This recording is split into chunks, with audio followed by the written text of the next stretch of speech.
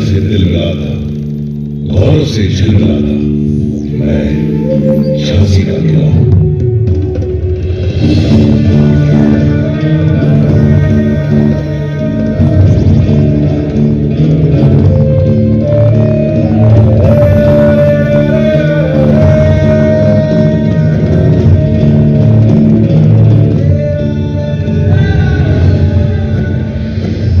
बेतवा और पहुंच नदियों के बीच बुंदेलखंड के पश्चिम में बसा है झांसी शहर।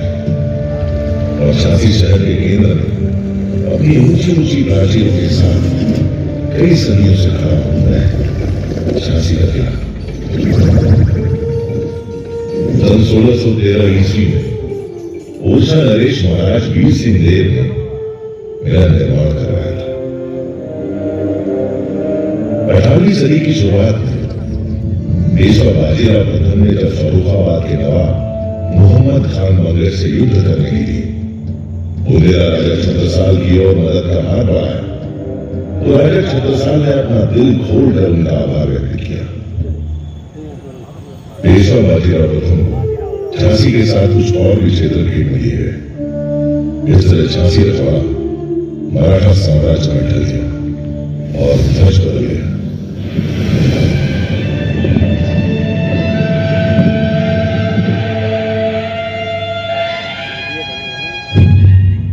सदी की समाप्ति के बाद झांसी की सूबेदारी का जिम्मा नेवालकर को सौंपा गया। इसी वर्ष ने भारत के मुकुट में वह अनमोल हीरा था जिसकी अद्वितीय चमक पर भारतीय इतिहास गर्व करता है। नेवालकर वंश की वह वंश था जिसकी कहानी का सबसे महत्वपूर्ण अध्याय बनी झांसी की रानी लक्ष्मीबाई, भारत के प्रथम स्वतंत्रता संग्राम की नायिका। मोरोपंत कांबले एक प्रतिष्ठित ब्राह्मण थे। उनकी पत्नी भागीरथी ने एक कन्या को जन्म दिया। पिता ने नाम रखा मणिकर्णिका। सबकी चहेती मणिकर्णिका को मां प्यार से मनु कहकर बुलाती थी और पेशवा बाजीराव द्वितीय छवि कहकर बुलाते थे। चंद्रा जी की मृत्यु उपरांत मोरोपंत कांबले जी काशी से पिठूर आ गए थे, जहां वे पेशवा बाजीराव द्वितीय के लिए काम करते थे। नटखट मासूम मणिकर्णिका सबकी चहेती थी, लेकिन कमाल वह नहीं खेलती थी लट्टू या गिट्टी से।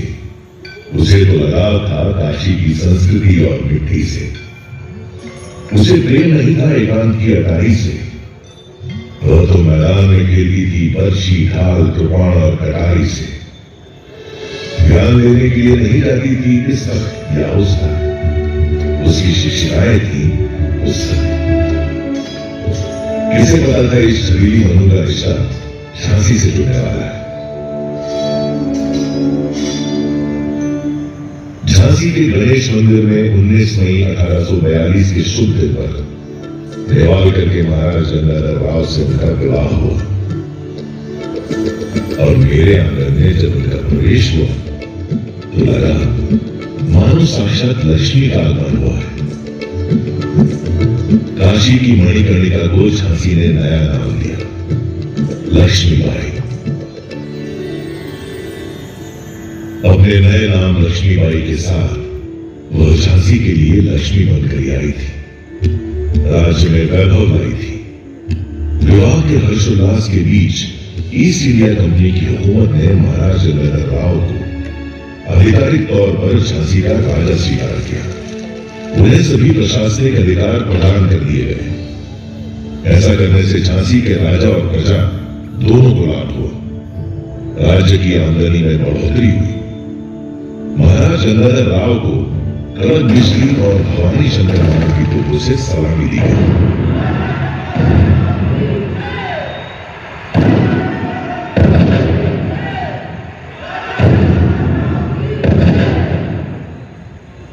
महाराज गंगाधर राव एक कुशल प्रशासक थे, काफी उदार और कला प्रेमी थे। उनकी नाट्यशाला में साहित्य, संगीत, नृत्य, नाटक की रसरसा होती रहती थी।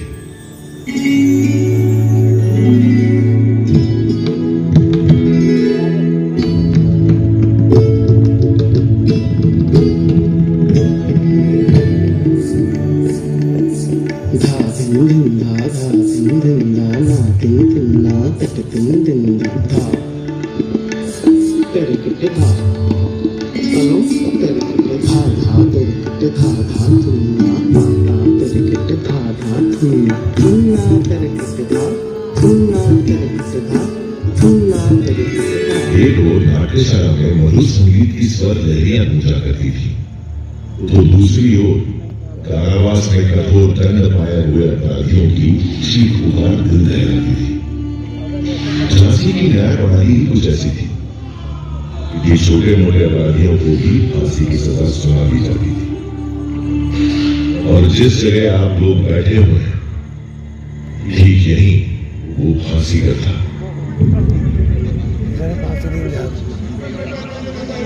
एक दिन रानी लक्ष्मीबाई सुबह सुबह शिव पूजन के लिए इधर से जा रही थी। उन्होंने फांसी सजा याफ्ता एक अपराधी की चीखें सुनी। उनका मन विचलित हो गया।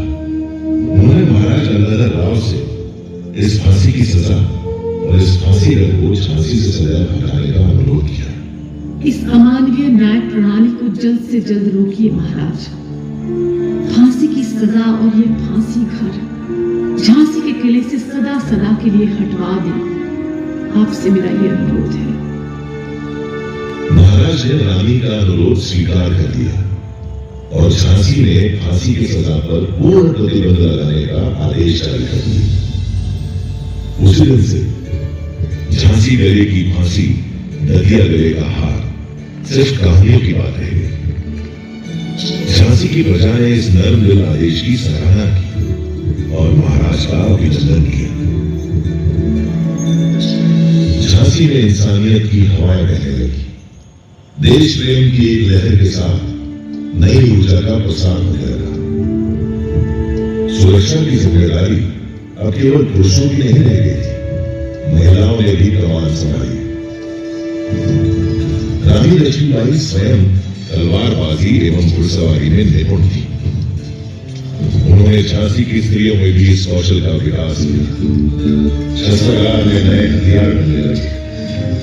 एक को का नाम झांसी की रानी रखा गया। क्या धमाका था उसका। धीरे धीरे तैयार होने लगी इस युवा लड़की की दुर्गा सेना।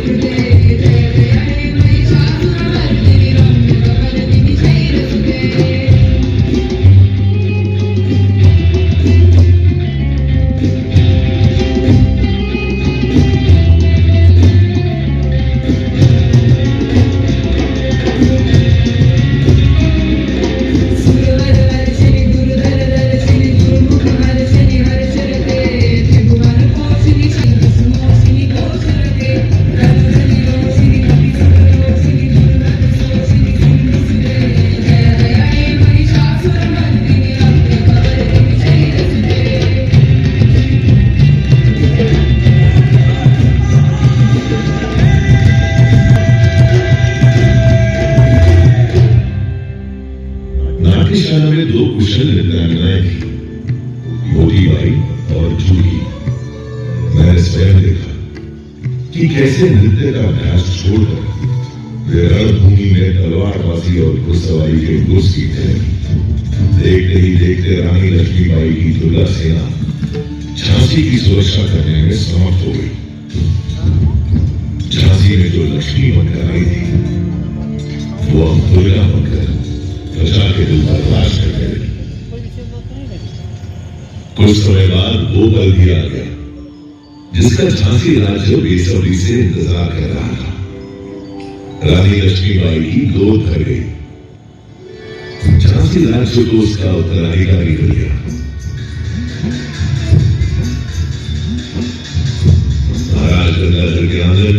तालियां बजी, पूरा झांसी राज्य खुशियों से सराबोर हो उठा। झांसी के इस उत्सव को न जाने किसकी नजर लग गई। खुशियों की शहनाइयों से अचानक मातम के स्वर फूटने लगे। मात्र 3 माह की किलकारी को क्रूर काल निकल गया। रानी की गोद जल गई। इस घटना से महाराज गंगाधर को गहरा सदमा लगा। उनका स्वास्थ्य बिगड़ने लगा। उन्हें लाइलाज लोगों ने घेर लिया। महाराज को झांसी के भविष्य की चिंता सताई जा रही थी। झांसी के राज सिंहासन को वारिस हो सके, इस उद्देश्य से उन्होंने अपने ही वंश के एक बालक को गोदी दी। महाराज गंगाधर और रानी लक्ष्मीबाई ने इस दत्तक पुत्र का नाम रखा दामोदर राव। अभी झांसी के भविष्य की सुरक्षा डावाडोल ही थी कि झांसी के वर्तमान का सूरज भी बुझ गया। असमय निधन हो गया महाराज गंगाधर राव का। रानी लक्ष्मीबाई ने किसी तरह होश संभाला। तब उन्होंने पीड़ा के आंसुओं को पोंछकर एक संरक्षक के रूप में झांसी की बागडोर अपने हाथों में ले ली। इधर रानी लक्ष्मीबाई ने झांसी का शासन संभाला और उधर ईस्ट इंडिया कंपनी के गवर्नर जनरल लॉर्ड डलहौजी ने झांसी को हथियाने के हथकंडे शुरू कर दिए। झांसी में तैनात अपने पॉलिटिकल असिस्टेंट मेजर एलिस के जरिए रानी तक अपना फरमान पहुंचाया। रानी साहिब, सन 1804 में हुई संधि के मुताबिक झांसी भी दूसरे पड़ोसी राज्यों की तरह ईस्ट इंडिया कंपनी के अधीन आता है। अब चूंकि स्वर्गीय महाराज गंगाधर राव की अपनी कोई संतान नहीं है, इसलिए कंपनी उनके गोद लिए हुए पुत्र दामोदर राव को झांसी के उत्तराधिकारी का दर्जा नहीं दे सकती। आपको सूचित किया जाता है कि अब झांसी राज्य पूरी तरह से कंपनी के अधीन रहेगा। इसके एवज में कंपनी रानी लक्ष्मीबाई को उनके निजी खर्च के लिए 5,000 रुपया महीना की पेंशन अदा करने की मंजूरी देती है और साथ ही रानी लक्ष्मीबाई को हुक्म देती है कि वे जल्द से जल्द अपने जरूरी सामान के साथ झांसी का किला खाली कर दें। हम सुना करते थे कि व्यापारियों के भेष में लुटेरे हैं आप लोग। आज आपने इस बात को सिद्ध भी कर दिया। वापस जाकर कह दीजिए अपने गवर्नर जनरल लॉर्ड डलहौजी से हम उनका फरमान अस्वीकार करते हैं। मैं अपने जीते जी अपनी झांसी नहीं दूंगी, नहीं दूंगी। अंग्रेजी फरमान सुनकर रानी लक्ष्मीबाई क्रोध की ज्वाला से दहक उठी। वो जानती थी कि अंग्रेज झांसी को हथियार कर उसे बर्बाद करना चाहते हैं। वो किसी भी कीमत पर किला छोड़ने के लिए तैयार नहीं थी। देशमुख जी ने उन्हें शांति से समझाया। श्रीमान, मैं आपकी पीड़ा और क्रोध को समझ सकता हूं। देखिए, अभी समय हमारे अनुकूल नहीं है। वर्तमान परिस्थितियों में समझौता करना ही एकमात्र रास्ता है। क्या कह रहे हैं देशमुख जी? आप ऐसा सोच भी कैसे सकते हैं? मैं इन फिरंगियों के आगे झुक जाऊं और अपनी झांसी में सौंप दूं। गलत मत समझिए श्रीमान। अगर आप शांति से विचार करें तो ये भी हमारी एक कूटनीति होगी। अंग्रेजों की बात अभी मानकर एक तो आप स्वतंत्र रहेंगे, दूसरा उनके खिलाफ किसी भी गतिविधि में शामिल होने पर उन्हें आप पर शक भी नहीं होगा। रानी लक्ष्मीबाई ने देशमुख जी का सुझाव मान लिया। दिल पर पत्थर और मन में ढेर सारी यादें रखकर रानी ने किला छोड़कर रानी महल में रहने का फैसला किया। जाते जाते रानी ने झांसी को अपना संदेश दिया। इस किले से जाने का ये मतलब नहीं है कि मैं हार गई। असली युद्ध तो अभी बाकी है।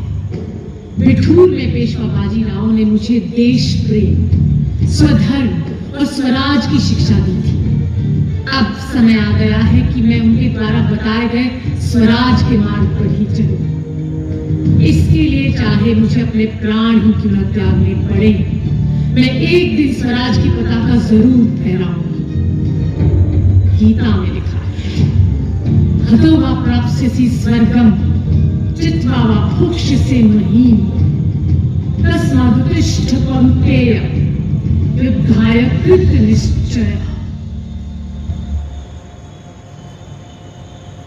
कि जैसे कृष्ण भगवान ने अर्जुन को रणभूमि में कहा था कि युद्ध के दौरान अगर मारे जाओगे तो स्वर्ग की प्राप्ति होगी, अगर जीत हुई तो पृथ्वी पर राज्य का आनंद लोगे। सो हे कुंती पुत्र, उठो और युद्ध करो। इतना कहकर रानी इस किले को छोड़कर चली गई। उस दिन दुल्हन बनकर आई रानी को मेरी देहरी से बाहर जाना पड़ा। मेरी दीवारें फूट कर रोई। मेरी प्राचीर की छाती पर बंधुआ दाग की तरह गा दिया गया यही हुकूमत का झंडा।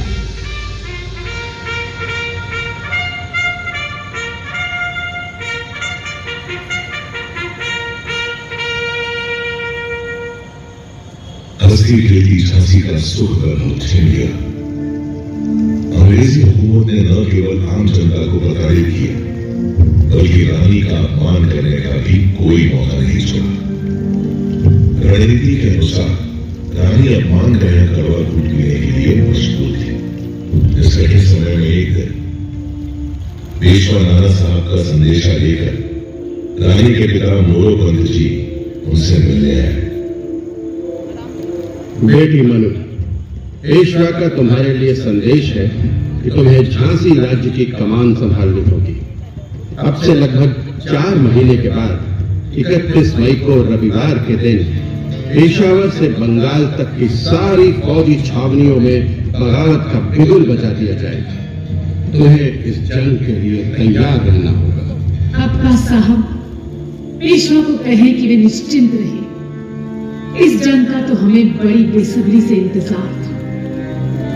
लेकिन समय से पहले ही 29 मार्च को मंगल पांडे के नेतृत्व में बैरकपुर की छावनी में अंग्रेजों के खिलाफ हमला बोल दिया गया।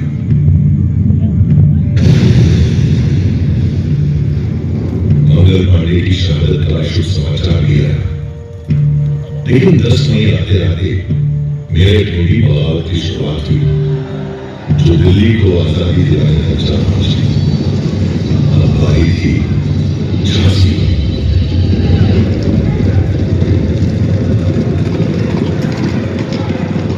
5 जून 1857 को 12वीं पैदल सेना के सिपाहियों ने स्टार फोर्ट पर हमला बोल दिया, जो अंग्रेजी कंपनी का ही था।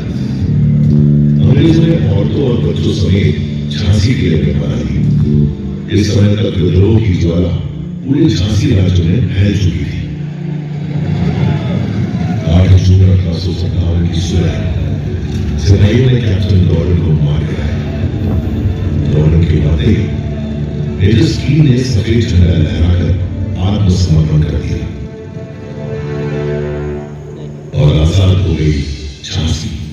आजाद हो गया मैं। ध्वज बदल गया। रानी लक्ष्मीबाई उस दिन मेरे आंगन में वापस लौटी। उन्होंने प्रजा को धन्यवाद दिया।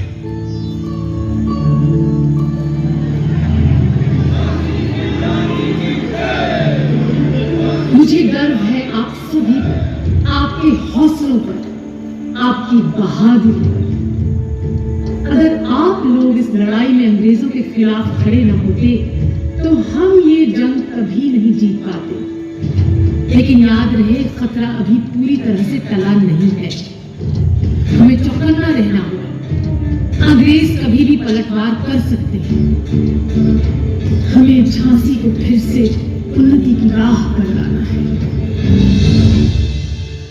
झांसी के विकास का काम शुरू हो गया। इस दौरान रानी लक्ष्मीबाई ने हर चुनौती का सामना अपनी बुद्धिमत्ता से किया। हर तरह की घटनाओं से जूझते हुए रानी लक्ष्मीबाई स्वयं को मजबूत कर ही रही थी कि एक दिन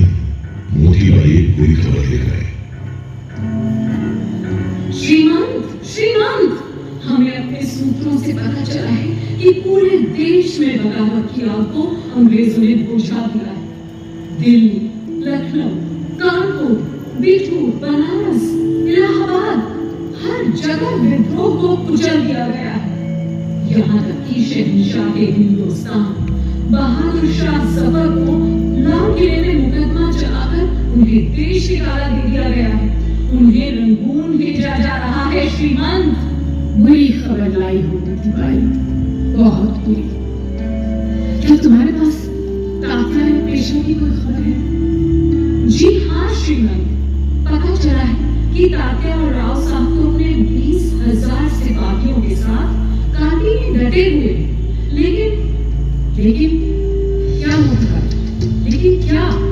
लेकिन श्रीमान, बिठूर और कानपुर की लड़ाई के बाद से नाना साहब और अजीमुल्लाह खां को कुछ पता नहीं कि वे दोनों कहाँ हैं। हे भगवान, वे दोनों जहाँ भी हो सुरक्षित। अंग्रेजी फौज किस ओर बढ़ रही है? क्या इसकी भी कोई खबर नहीं है? जी श्रीमान, राहतगढ़ और बानपुर में अंग्रेजी फौजों ने हमला किया है, पर वहां के हालात की पूरी जानकारी नहीं है। हाँ, लेकिन ये सूचना जरूर मिली है कि जनरल ब्यूरोज के नेतृत्व में अंग्रेजी फौज झांसी की ओर बढ़ रही है। हमें पता था हमें कि ये फिरंगी लौटेंगे। हमें अब पूरी तैयारी कर लेनी चाहिए। मोतीबाई, जुही को हमारा संदेश लेकर तात्या के पास काल भी भेजिए तुरंत। वो तात्या से कहें कि जब अंग्रेज झांसी पर हमला करे तब तात्या अपनी फौज के साथ अंग्रेजों पर पीछे से धावा बोल दे।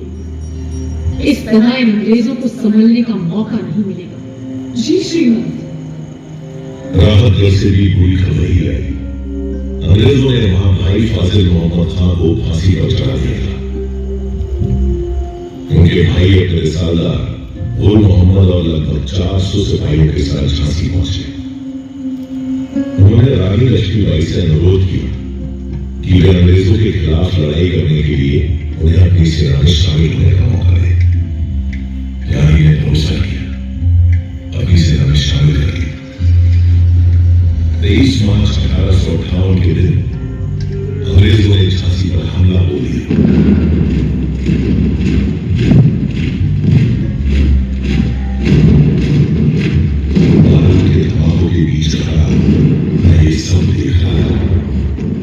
लेकिन झांसी में वफादारों की भी कोई कमी नहीं थी।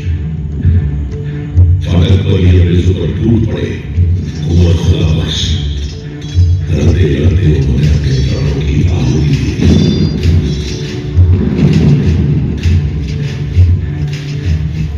रणनीति के अनुसार तात्या टोपे ने बेतवा के किनारे 1 अप्रैल 1858 को अंग्रेजों पर धावा बोल दिया, लेकिन अंग्रेजी फौज ने उन्हें पीछे खदेड़ दिया। रानी लक्ष्मीबाई की रणनीति विफल हो चुकी थी।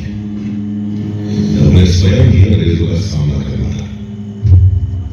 रानी लक्ष्मीबाई और उनकी सेना युद्ध के लिए तैयार थी, लेकिन विश्वासघात के लिए नहीं। लड़ाई के 11वें दिन पीर अली और दुल्हांजू ने किले का ओछा द्वार खोल दिया।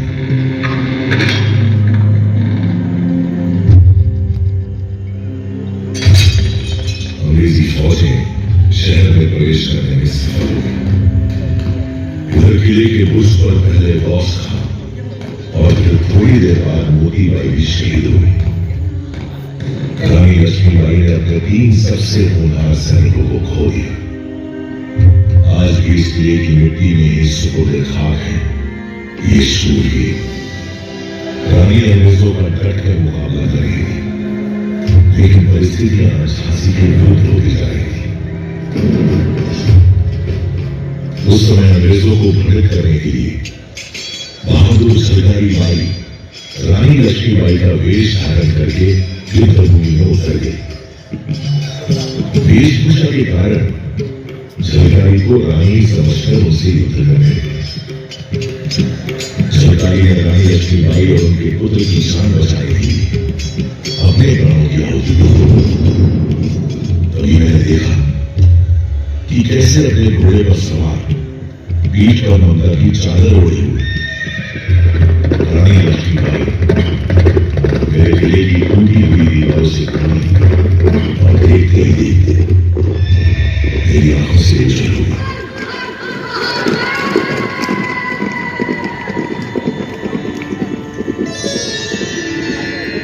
उस काली रात को मुझे झांसी से जाना पड़ा था, लेकिन मैंने प्रण लिया था कि जब तक जीवित हूं तब तक मातृभूमि की रक्षा के लिए लड़ती रहूंगी। मेरी इस लड़ाई में ग्वालियर के सैनिकों ने मेरा साथ दिया और मैंने बिना लड़े ही जीत लिया ग्वालियर का किला। ग्वालियर की जीत स्वराज के लिए सिर्फ एक कदम है। हमारी लड़ाई इन तिरंगियों से है जो हमारे देश में घुस आए हैं। हमें इन्हें अपने देश से बाहर निकालना है और स्वतंत्र भारत का जो सपना हम सब ने मिलकर देखा है उसे पूरा करना है। भारत भूमि के वीर जवानों, अब वक्त आ गया है मातृभूमि का ऋण उतारने का। तो हो जाओ तैयार अंतिम युद्ध के लिए। हर हर महादेव।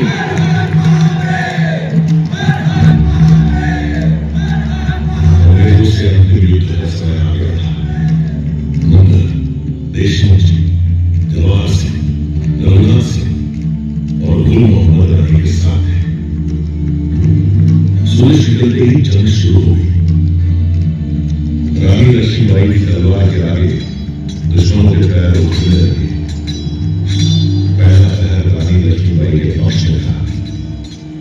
दूसरे पहर तक अंग्रेजों को समझ आ चुका था कि अगर रानी लक्ष्मीबाई को नहीं रोका गया तो ये जंग कभी नहीं जीत सकेंगे। अभी फिरंगियों ने अपनी रणनीति में बदलाव किया और हुसैन दस्ते को रानी लक्ष्मीबाई से लड़ने आगे भेजा। हुसैन दस्ते ने भी ऐसी वीरांगना पहले कभी नहीं देखी थी। दांतों से घोड़े की लगाम संभाले और दोनों हाथों से तलवार चलाते हुए शत्रुओं का संहार कर रही थी रानी लक्ष्मीबाई। लेकिन उस दिन रानी का विश्वास पात्र घोड़ा उनका साथ नहीं सका। नाले के पास पहुंचकर ठहर गया। रानी को हुसैन दस्ते ने घेर लिया। ठहर गया समय, ठहर गई दिशाएं, ठहर गई थी मेरी सांसें। दुश्मनों से घिरी रानी आंधी प्रबंधन की तरह लड़ती है। तब ये घाटी दरिंदा है उनकी पसलियों के पास तलवार सवार किया। रानी झुके रोई। उनके शरीर से खून बह रहा था। और वो तो खूब लड़ी मर्दानी, वो तो झांसी वाली रानी थी। घाव खाकर भी पूरे दाव और चाव से लड़ती थी। देखकर शत्रु धराशायी हो गए थे। किसी ने उनके सिर पर वार किया। इस बार उनकी आंख संगीन हुई तो उन्हें ठीक से दिखाई नहीं दे रहा था। फिर भी रानी डटी रही। हुसारों का सफाया करते हुए तभी गुल मोहम्मद और बाकी सारी रानी के पास पहुंचे। सारे देखा कि रानी नर से शिर तक खून से लथपथ है। देखते देखते रानी घोड़े की पीठ पर लौट गई। मेरे मन में गूंज रहे युद्ध शुरू होने से पहले रानी के शब्द। आज ये युद्ध का अंतिम दिन हो सकता है। अगर मैं मर जाऊं तो तुम्हें मेरे पुत्र दामोदर की रक्षा करनी होगी। याद रहे, चाहे कुछ भी हो जाए, मेरी मौत के बाद कोई भी फिरंगी मेरे शरीर को छूने ना पाए। गुल मोहम्मद ने रानी के घोड़े की लगाम संभाली और उन्हें जंग के मैदान की दूसरी ओर बाबा गंगादास जी की कुटिया में ले गया। रानी की हालत नाजुक थी। बाबा गंगादास ने उनकी नब्ज पकड़ी तो उनकी आंखों में नमी साफ दिखाई देने लगी। हम सब जिस घड़ी की कल्पना भी नहीं कर सकते थे वो घड़ी हमारे सामने थी। बाबा ने रानी के मुंह में गंगा चला। थोड़ी देर में रानी की आंख खुली। उनके आखिरी शब्द थे, हर हर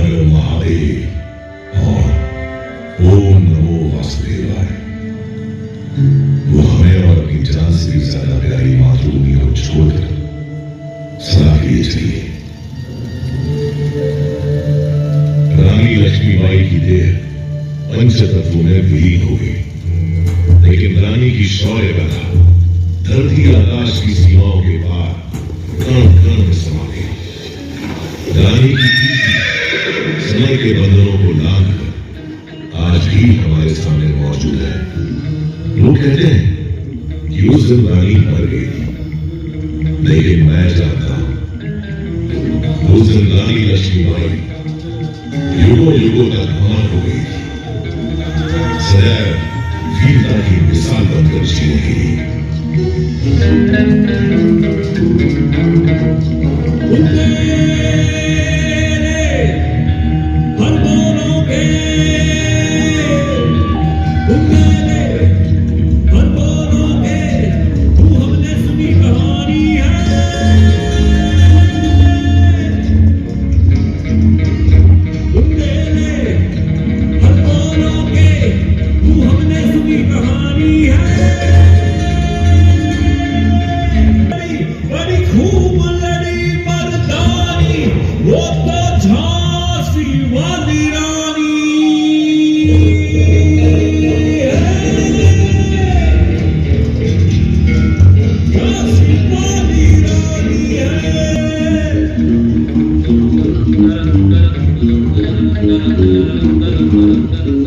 कानपुर के नाना की मुंडोली बहन छबीली थी, नाना के संग पढ़ती थी, वो नाना के संग खेली थी, अच्छी पान कटाई उसकी यही सहेली थी, शिवाजी की गानाएं उसको याद जबानी थी।